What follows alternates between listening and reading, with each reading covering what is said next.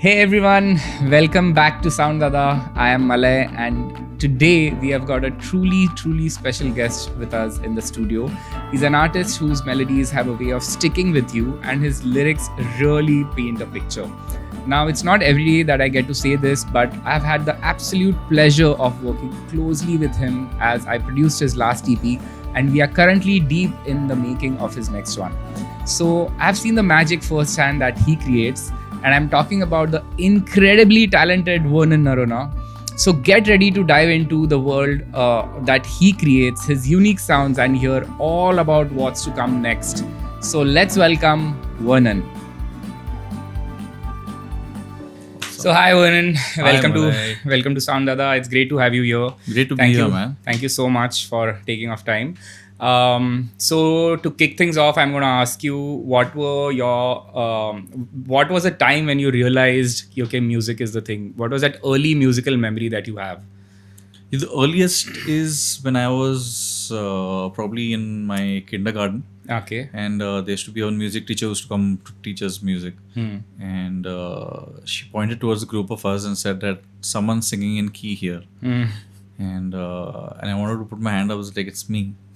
Okay. But I could not do it at that point of time. I was very shy. But then slowly I made my way towards the front row and then started singing in front of the class and stuff. And that's the first time I thought, I'm singing a little better than the others. Nice. Yeah. After that, like, what were some of your musical inspirations? Like, who were the artists that you really looked up to as a teenager or as a kid, or The whole, I think the inspiration journey started from college because I was in school with friends who only listened to Backstreet Boys and Enrique and Westlife and stuff. Yeah, all of us did.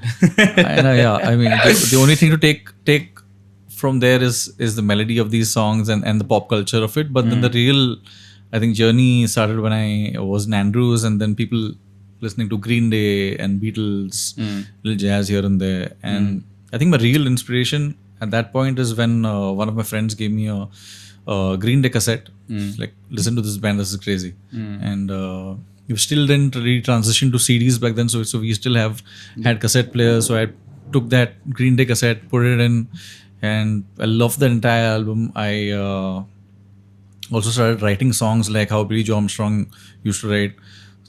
Seeing what he's doing with verses and choruses, putting a bridge where, putting solos where, using harmonicas and live gigs and stuff. So yeah, that's one of the first bands I took as inspirations. And then, I then started following Beatles later. And then Jason Mraz happened 3-4 years back, which is still with me. Yeah, it's quite reflected into your overall writing and music as well. So a lot of as you said, you listen to these artists and all of that. So so there are different parts in music. So what was that one instrument that you thought, okay, like, this is where I want to go? Was it like your vocals, or because you said kindergarten, someone was singing in key? Yes. So was it your voice that you wanted to go ahead with, or did you pick up, okay, I want to play the harmonica or the guitar, or like, what was the journey over there? I never did I think that I'll actually play the guitar later on, because I was not really... maybe my parents didn't want to buy it at that point of time, my guitar, because I was just pestering them to buy, and it was not happening because my friends are still playing it. And but I was more inclined towards singing. I knew for sure that I'm going to sing later in college also, because I was singing so much in school. So I thought college I'll still continue it only. And I really wanted to play the guitar, but it gradually just happened, and I'm just thankful about it happening, because I wanted to play my own songs. When I reached the first year of college, there's this annual competition that happens in Andrews, where singers need to find someone to play for. If you don't play, then you have to find someone to play for. It was very painful because I'd request a lot of people to come and play for me for certain songs. Yeah. And that year I thought, next year I'll play for myself. And then that happened. So I'm just thankful about that. So basically it was the school which pushed you to college, pick up yes, college. Yeah. Nice. So from that, can you describe your musical journey in a way, like, so probably that was your one of the first few performances. From there to where you are and where you want to be. So what is it that you when you look back, and what is it that you look ahead, and where you stand currently? The whole journey, if you see, Or probably like you can say what are the challenges that you faced, or like you said, somebody had to play an Yes, instrument yes, for you, so yeah, that was yeah. a challenge, and Yes, correct, you correct, overcame correct. that with like picking it up by yourself. Yes. So what are these like little things that I think the main thing is just climbing the ladder and then pushing yourself out there. Fortunately for me, music just found me wherever I went. I didn't know what we could do with like playing songs and, play the guitar and sing. I didn't know that you could play at restaurants at that point of time. But then some friend found me, okay, I'm playing at a restaurant, would you play? So, okay, yeah, let's play. And things went on from there. The challenges just started after I hit the indie scene, because it's just very difficult to climb. That ladder is very slippery, man. Yeah. Because everybody wants to, go grab a spot, and spot is for everybody. It's just that it's very difficult to just climb up. It's just a very slow ladder to climb. Whereas the cover scene, I've been on it for some time now, and the cover scene is very saturated. There's like a deadline to it. There's I mean, you can't go more ahead of it. There's a borderline to it, right?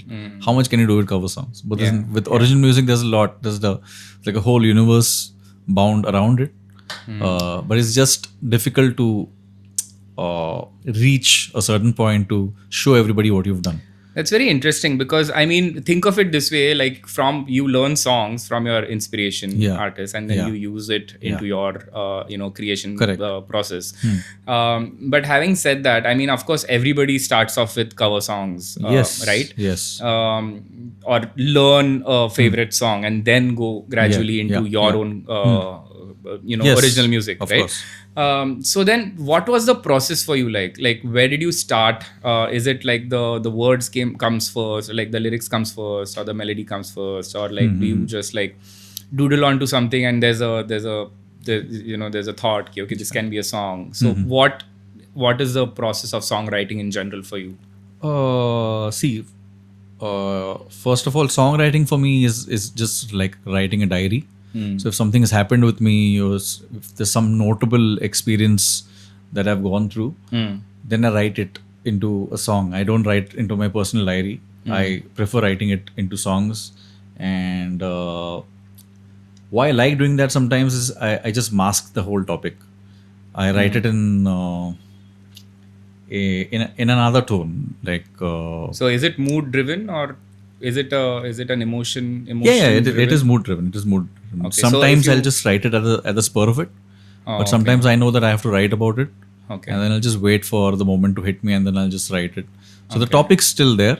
Okay. And then I'll wait for some melody to hit me. It's usually when I'm riding a bike or something. A nice that's chorus. the best time, man. Yeah. When the traffic ends and the empty roads begin. Yeah.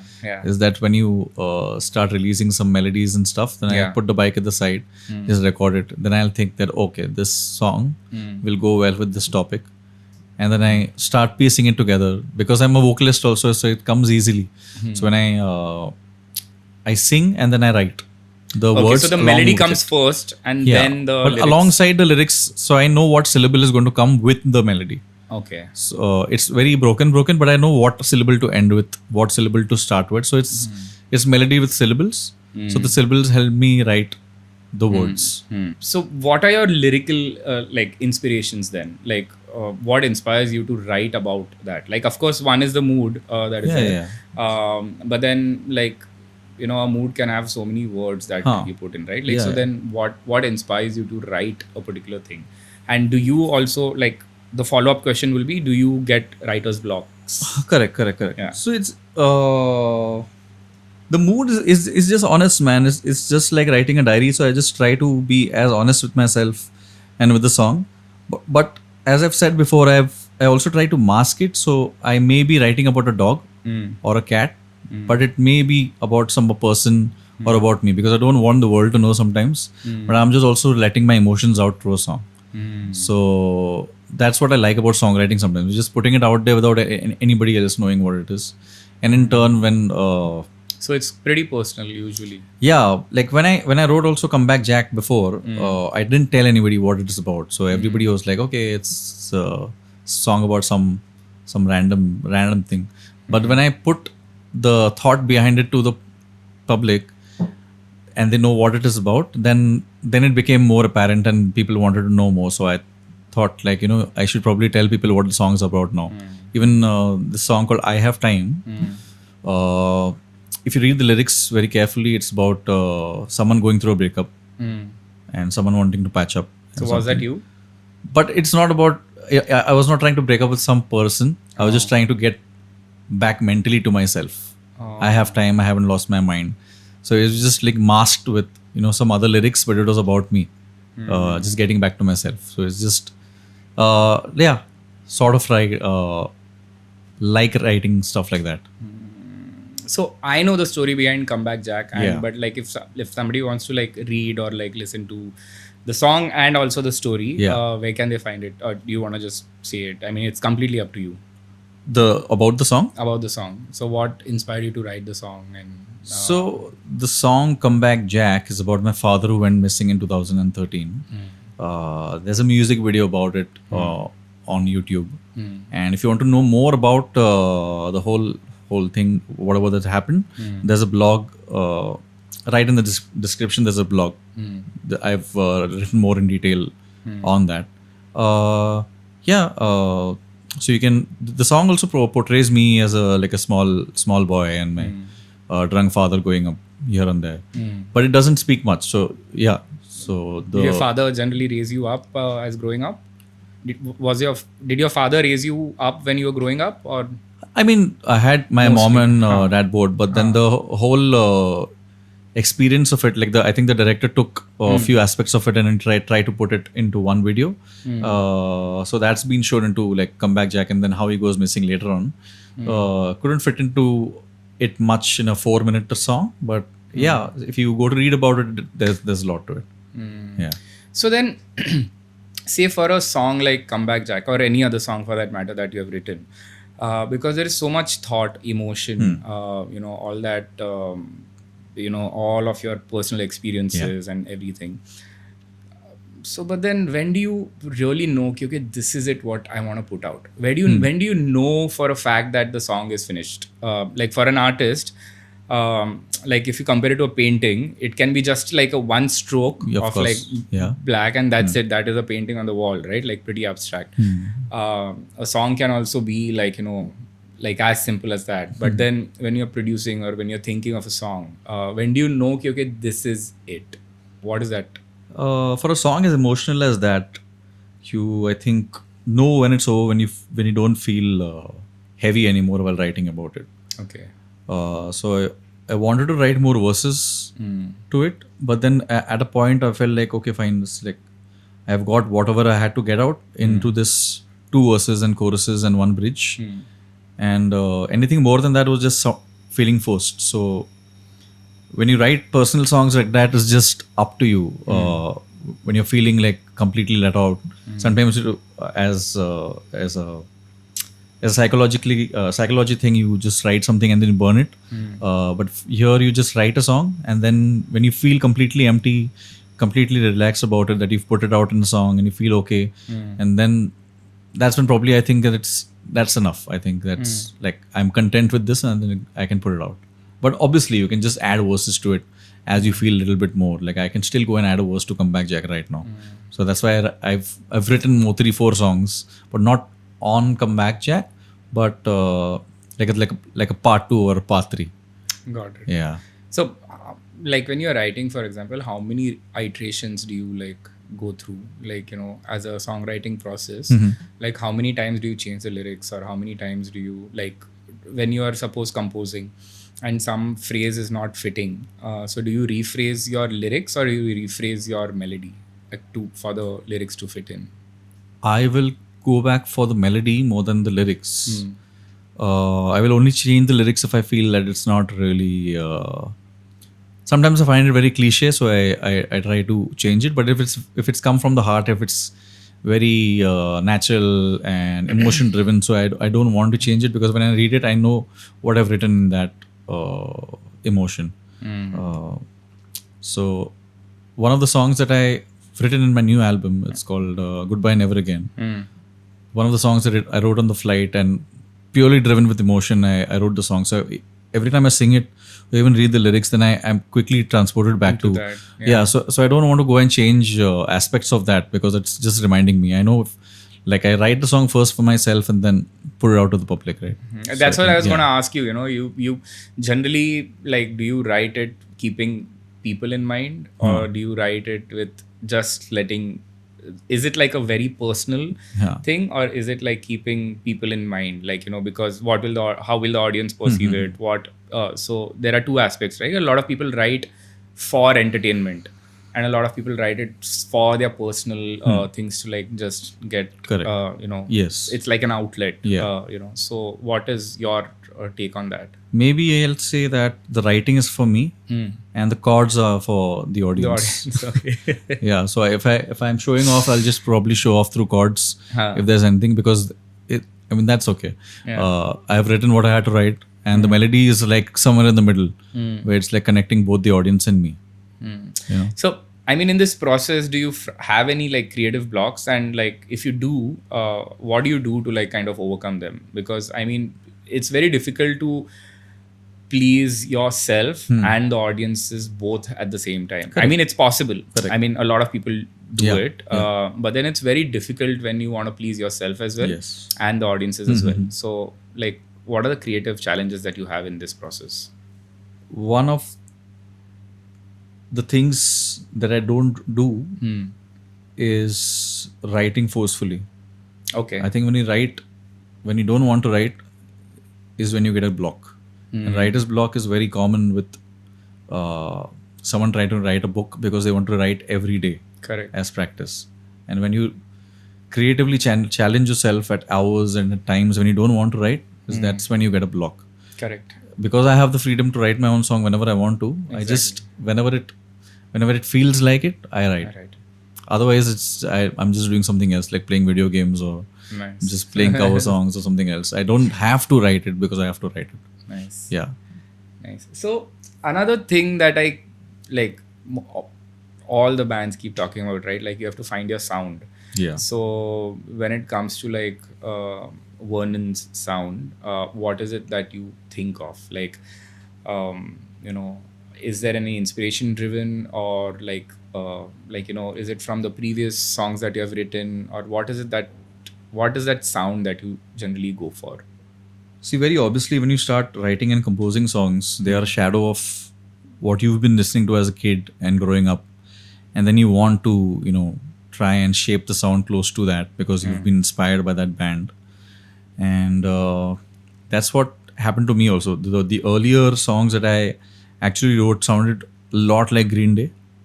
But then when I went up, then it started sounding like Jason Mraz and Jack Johnson. Correct.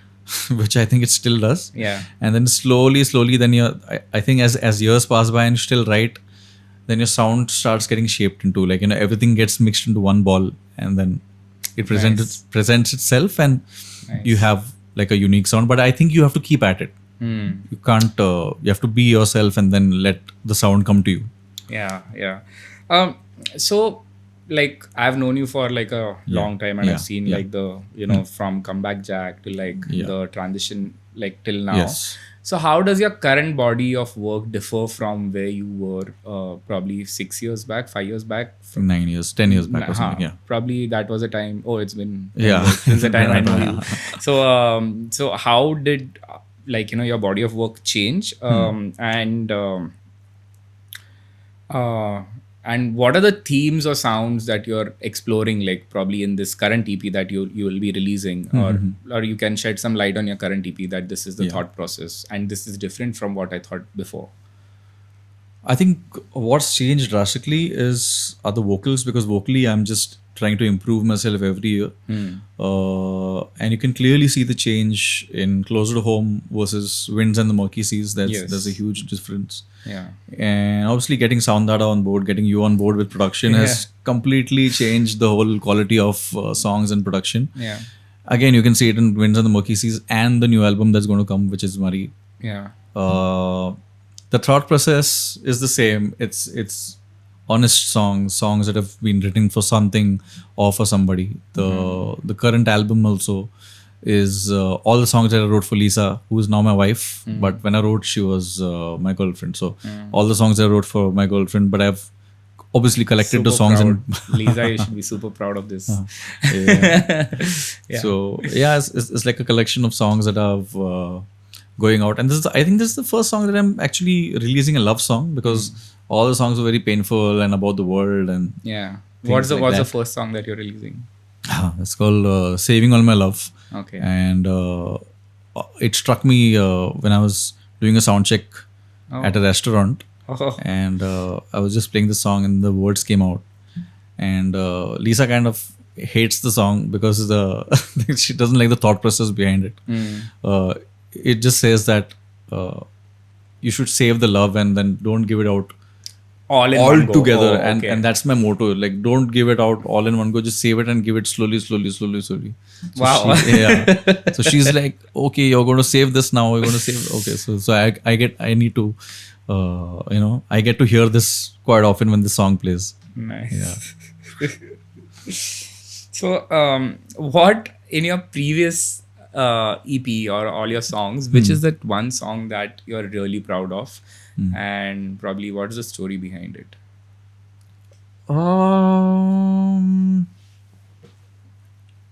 This, I think lyrically and even I don't know how it's done. I thought Peak of Sunshine was I like how it shaped up and how the audience perceived it, because it was a song like an ode to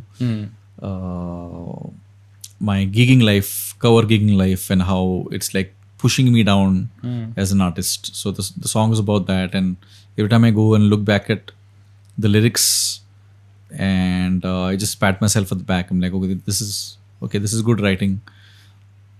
And even vocally, I think I hit a good spot then, because from the time I've been singing in college, 2011, listening to Billy Joe Armstrong and Enrique and all these American bands, I had an American accent, which it was very weird, because I had the American accent and the Indian accent. So it was very cringy to even listen to. The other recordings will tell you on YouTube, So since then, when we released 2021 Winds and the Murky Seas, I think that's one EP where the accent is completely gone. Nice. Yeah. So Peak of Sunshine is one song that I'm really proud of, and I was not supposed to release it, but I think we met somehow in lockdown, and then we kind of shaped the song, and it did so well after that. Nice. I'm glad. So, do you play that live?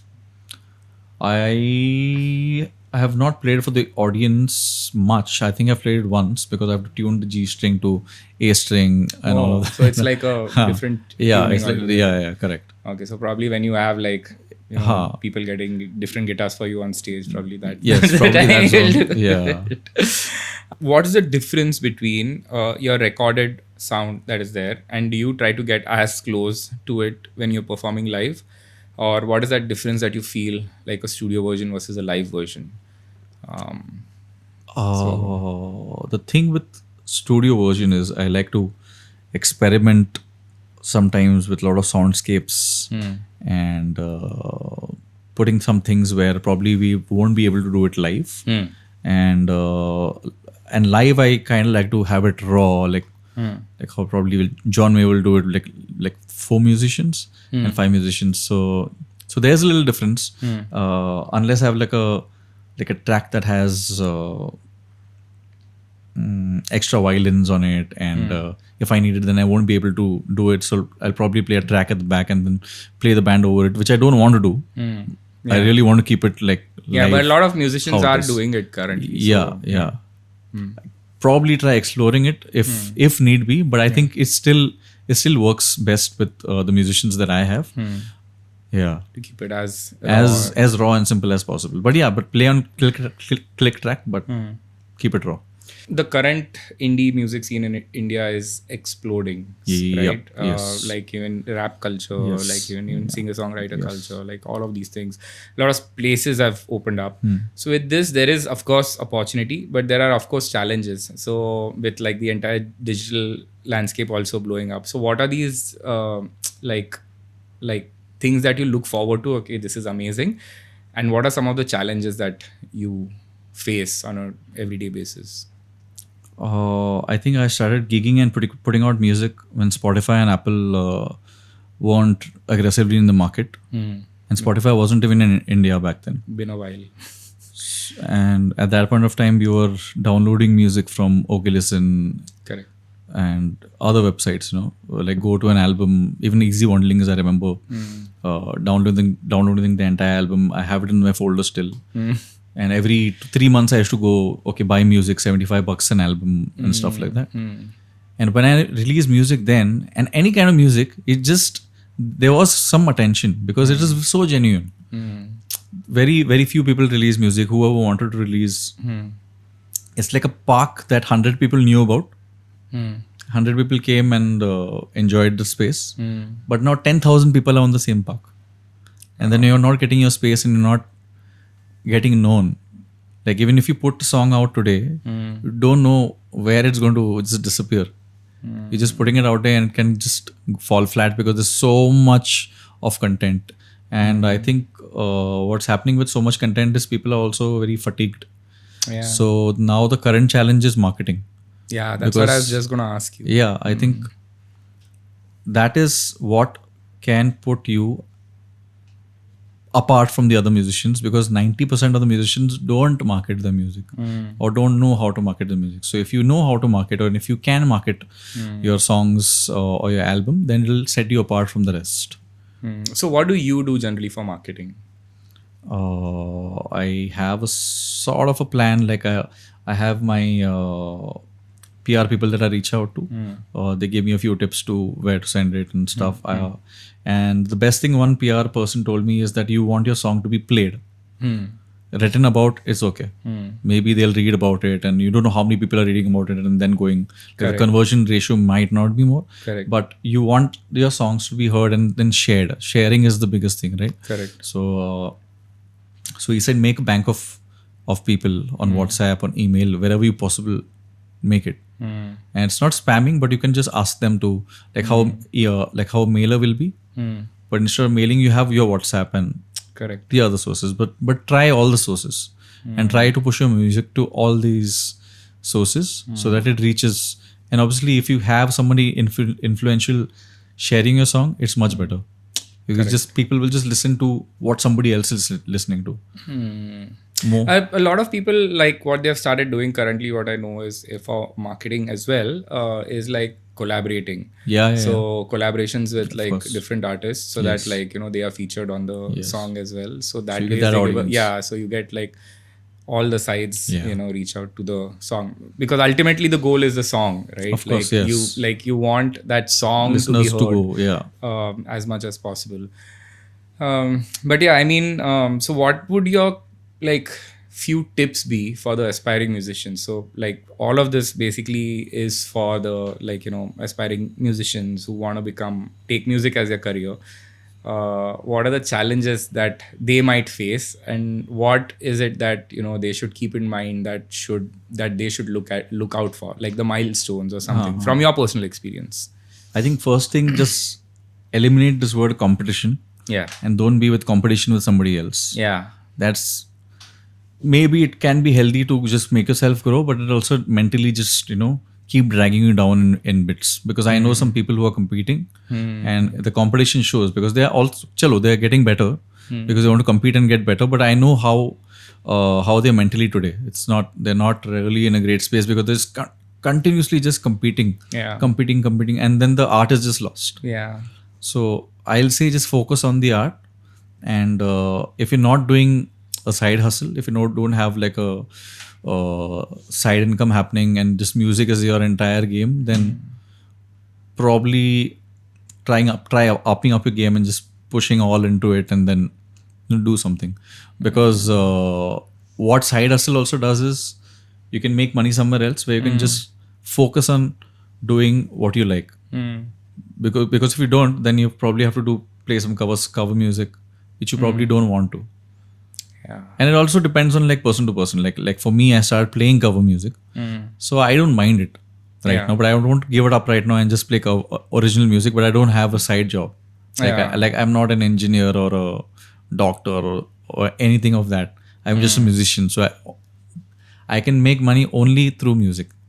That's it. So yeah. So the advice to the young generation is like, focus on what you have to do and just chase your goal. Just go towards it and don't waver.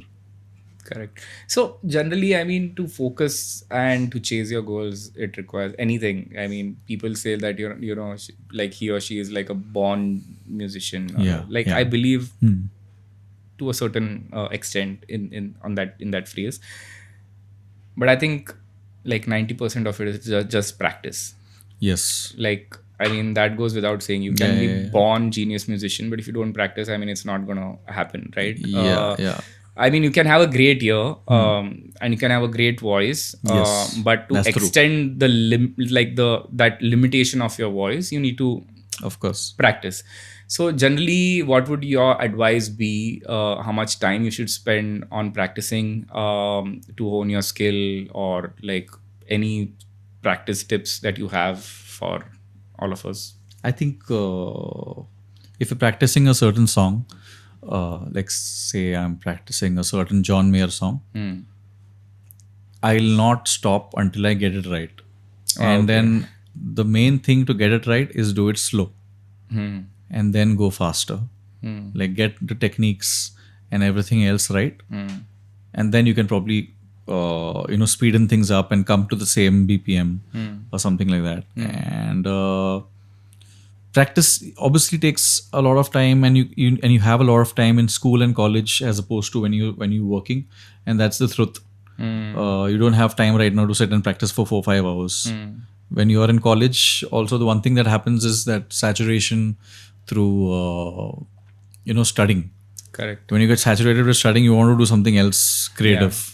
Always. I used to sketch when I was in lectures, non-lectures, do music.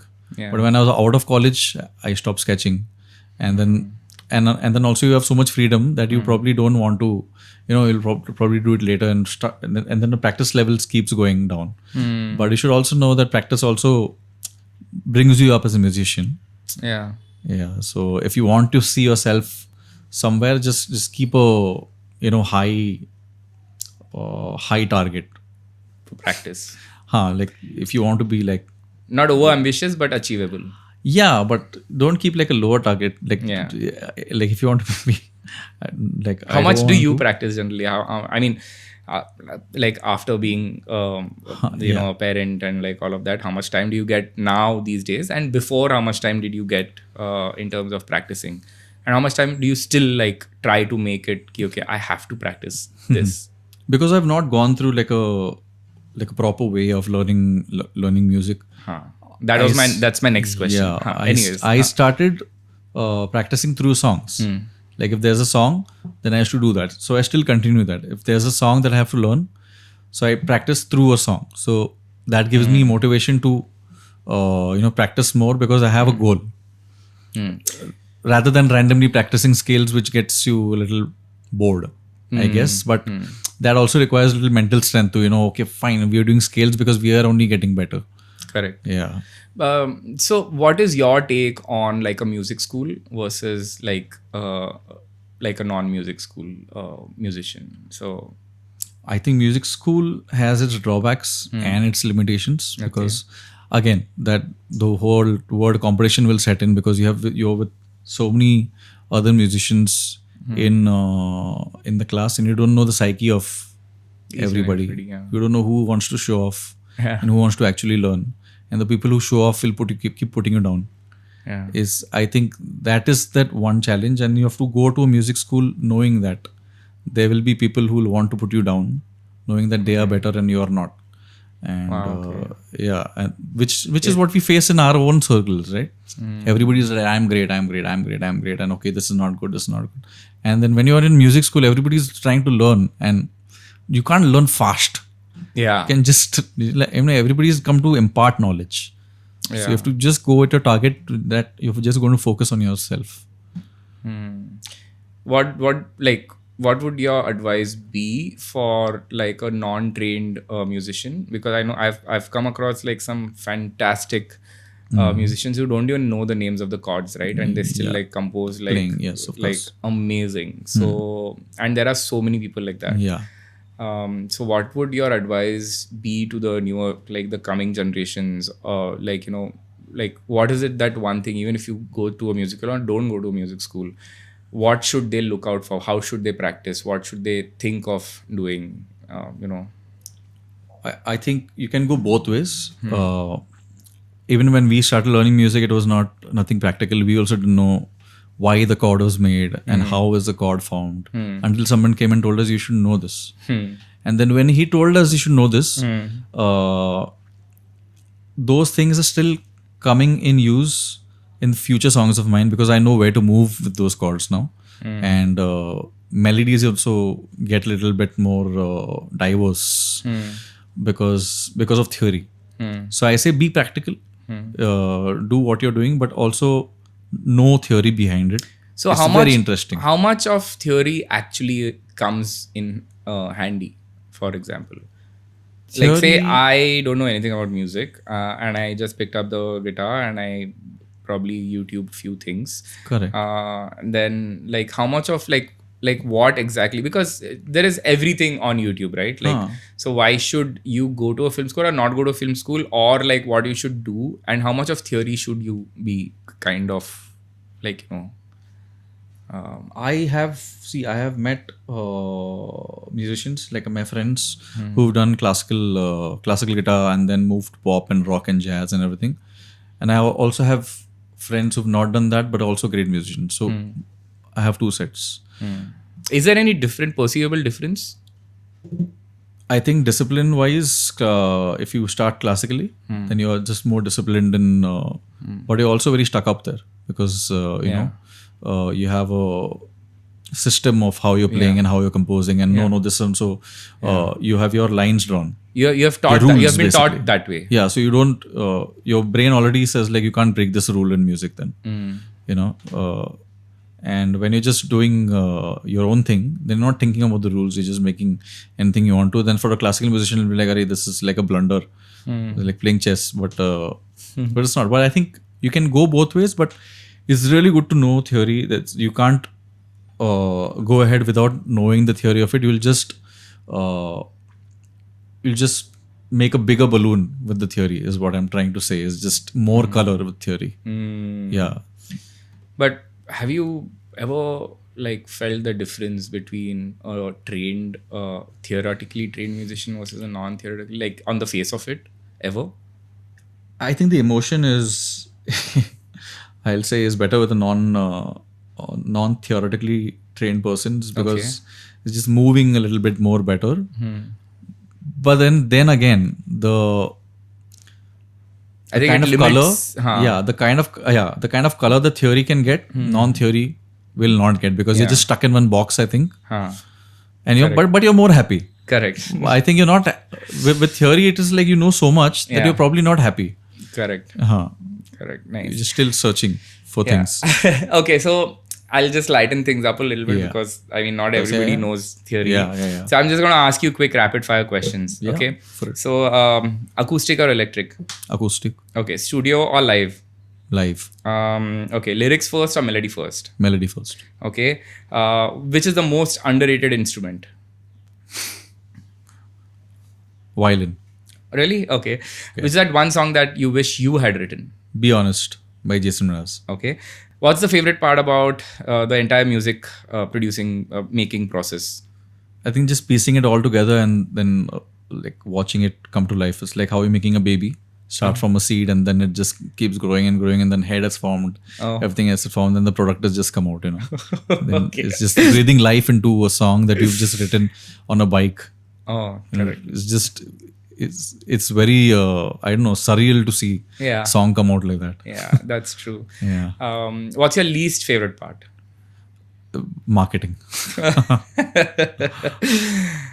If music was a color, what color would it be for you? Yellow. Okay. One word to describe your current EP.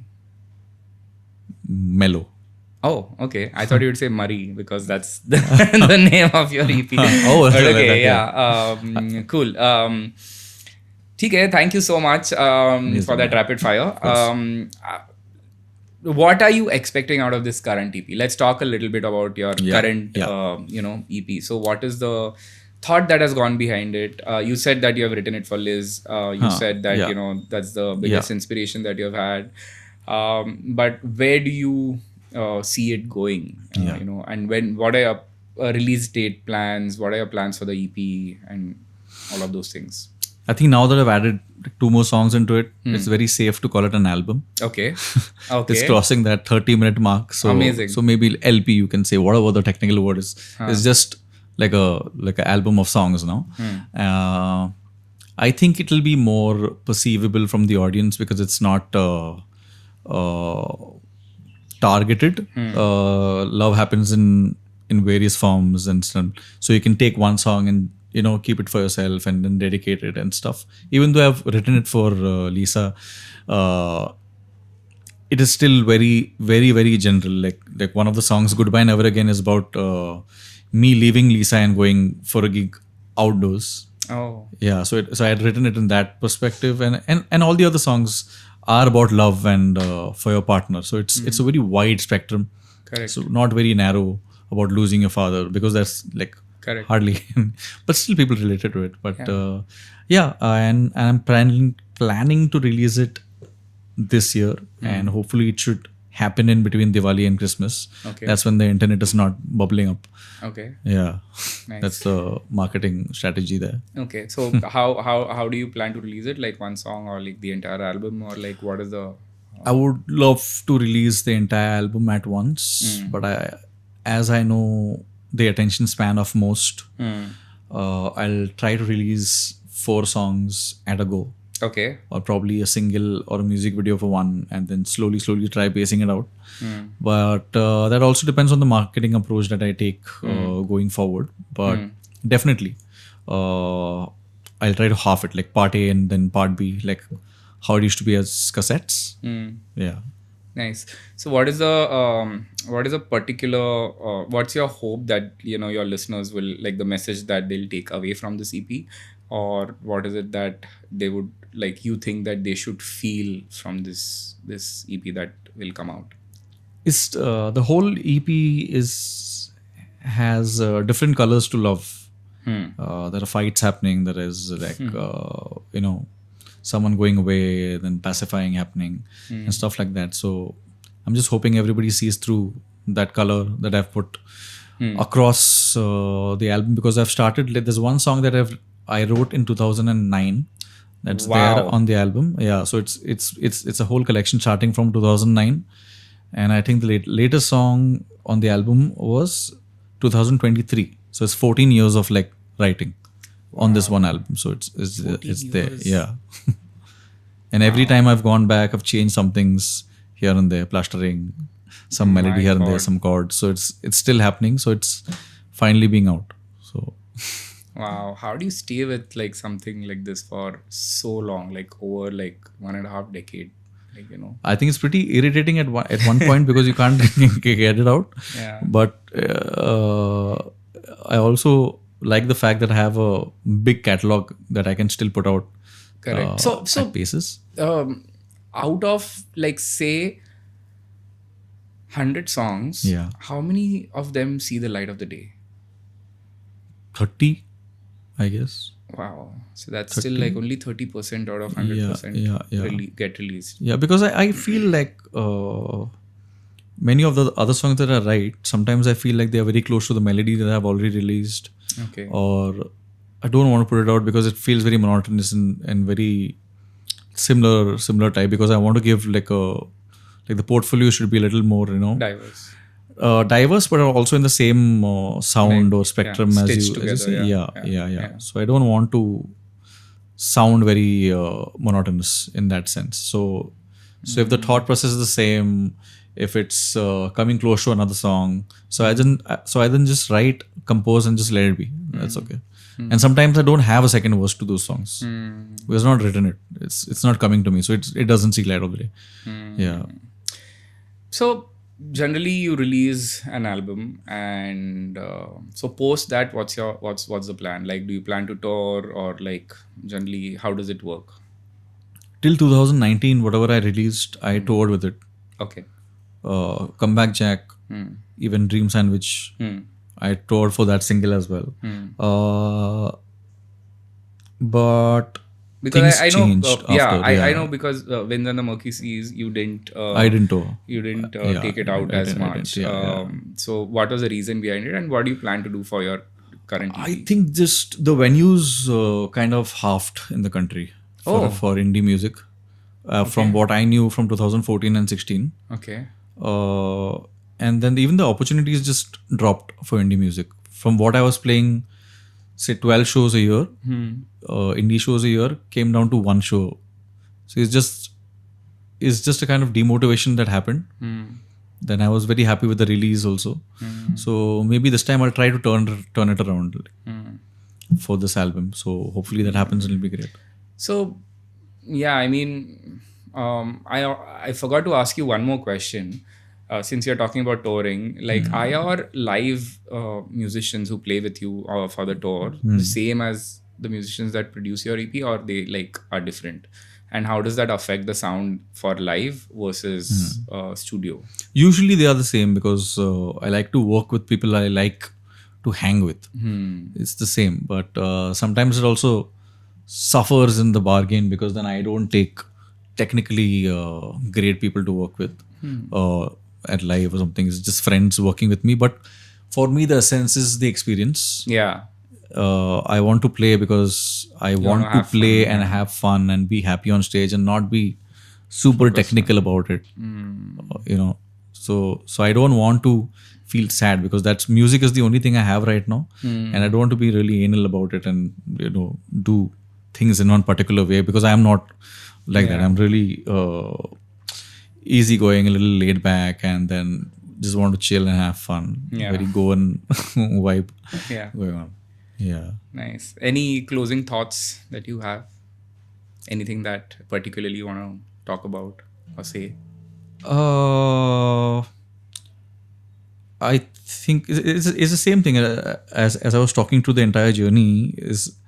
I was just thinking how music has found me in every pocket wherever I've tried to not leave it, but even when I've been hazy about it, it's just music has just found me in every pocket. So I'm just very grateful to be in this process and this line of work in music. And that's about it. Super. Thank you so much for thanks for having me over, man. Coming, and I hope you loved the episode with Vernon, and please check out his new EP album, rather, as he is saying, that will come out later this year. I'm lucky enough to produce it, and thanks for that. And please do subscribe to Sound Dada, and for more such videos and podcasts, do follow us and share it with your friends. I'll see you in the next video. Bye.